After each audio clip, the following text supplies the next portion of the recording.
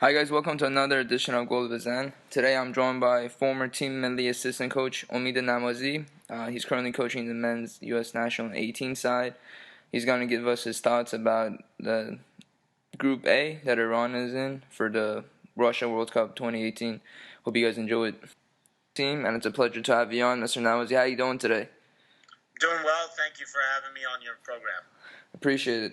The first question I want to ask you is, as you know, obviously the past 4 years, right now Iran has been drawn with the same teams, relatively the same teams as we had 4 years ago. I just want to quickly just get your quick thoughts on it, and if you see any changes or anything that you think that Karish will be making. No, I think it's a very similar group, like you mentioned, as 4 years ago.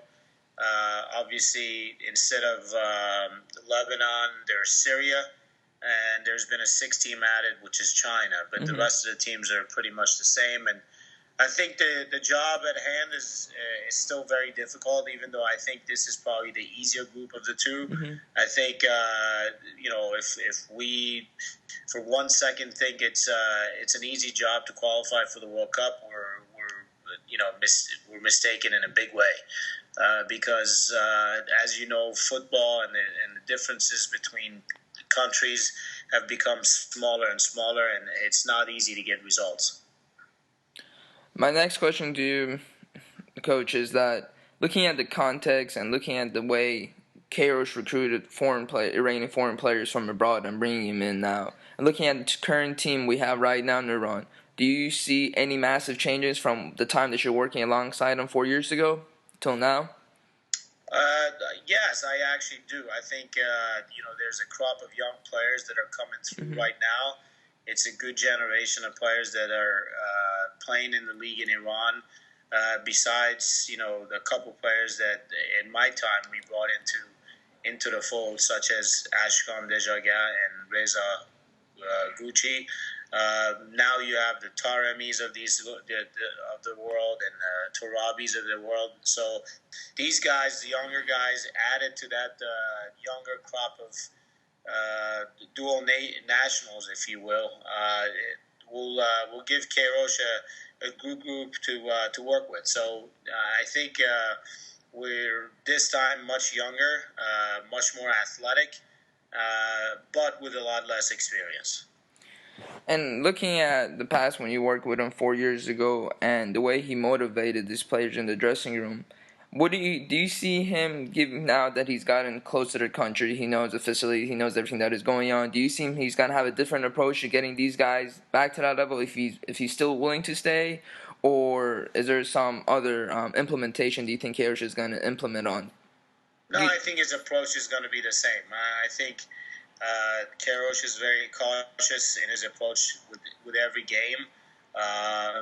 He believes that Iran, and it's a realistic approach to things. Iran is probably weaker on the defensive side, so a lot of emphasis has been put on making sure that we're disciplined, we're solid defensively, and then we're good at transition and getting forward and counterattacking. And I think that's the approach he will take once again. And now with the youth he has and maybe more speed, they can even be better. But again, I think a lot of it comes down to how quickly these players become, seasoned professionals and they understand the importance of these qualification games. Players out there that he's looking at, but I think there's enough potential within the group that he has been working with that we should have a strong group. I mean, on the right side, he has a couple guys in Vuria Ghafouri and Ramin Rezaian. On the left side, he could always use Vahid Amiri on the left side. There's, Pulati is still out there. I'm not sure what his status is. But, I think has enough to work with. It's not like he's lacking in those two particular positions that you mentioned. So, and my next question to you is that we got from Twitter. Somebody by the name of Salman Falanchi has a question for you, Mr. Namazi, saying that from this group, who do you see is going to be the dark horse? I still believe Uzbekistan is a team that people need to be wary about, because the players they have are quality players, and they play a very attractive, modern type of football, and they're always going to give everybody a hard time. I mean, last time I think we were lucky to get a result in Uzbekistan, and then we lost to them in Iran. So those two games are going to be difficult games. I see them as being the dark horse of the group. And there's another question that we have from social media is that currently that you're coaching right now in the States, has there been any notable Iranian American player that you've been working with that could potentially play for United States?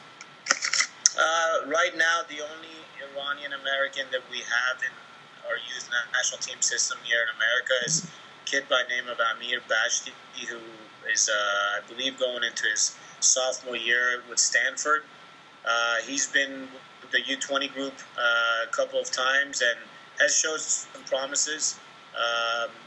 He still has, obviously, a lot of work to do in order to mature into the finished product, but he has the potential. So that's the only one that right now is in the fold with all of our youth national team players. Beautiful.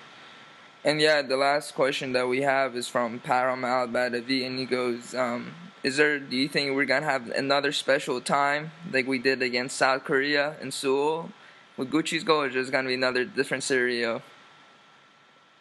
Well, I mean, again, it depends on how the group plays out. But I see it coming down to the wire again, as it did last time.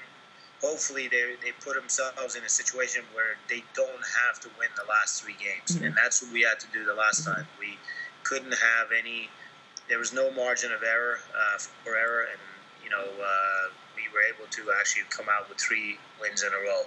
But that's not an easy task. So if you can avoid being in that kind of situation, that's best. But at the same time, as I said, this is going to be another difficult qualification process, and we can't take any opponents lightly.